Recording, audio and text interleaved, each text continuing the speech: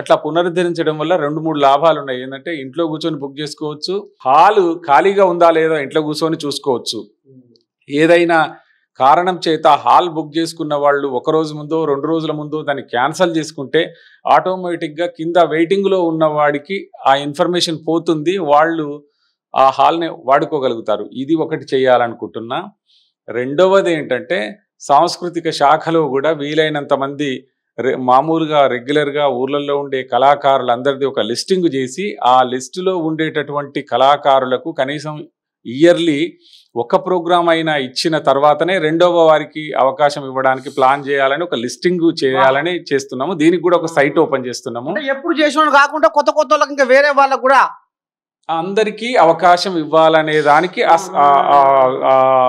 Plan చేస్తున్నాము. అది ఇంకా నెల పట్టొచ్చు, నెల 2 నెలలు పట్టొచ్చు. ఇది అట్లా కాకుండా గవర్నమెంట్ చేసేటటువంటి ప్రెస్టీజియస్ ప్రోగ్రామ్స్ ఉన్నప్పుడు చూజీగానే చాలా చాలా గొప్ప పర్ఫార్మెన్స్ ఉన్న వాళ్ళని పంపడం కోసం మాత్రమే ప్రయత్నం చేస్తుంటాము. కానీ ఆ ఆర్టిస్టులు అందరికీ కూడా సమాన అవకాశాలు కల్పించడం కోసం ఒక ప్లాన్ చేస్తున్నాం. దీనికి ఇంకా 2-3 నెలలు టైం ఈజీగా పడుతుంది. ఎందుకంటే నేను వచ్చి 2 నెలలే అయింది.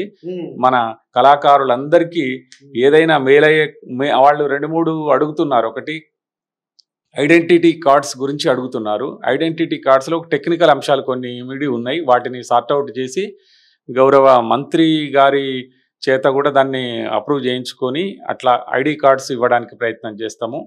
తర్వాత కొంతమంది పెన్షన్స్ కూడా అడుగుతూ ఉన్నారు. పెన్షన్స్ అనేది మన చేతిలో లేదు, కానీ నిజానికి ప్రభుత్వం ఎప్పుడు ఇస్తే అప్పుడు ఇవ్వడానికి సిద్ధంగా వాళ్ళ డేటా డీటెయిల్స్ అన్ని కూడా సేకరించుకొని పెట్టుకోవాలని అనుకుంటున్నాం.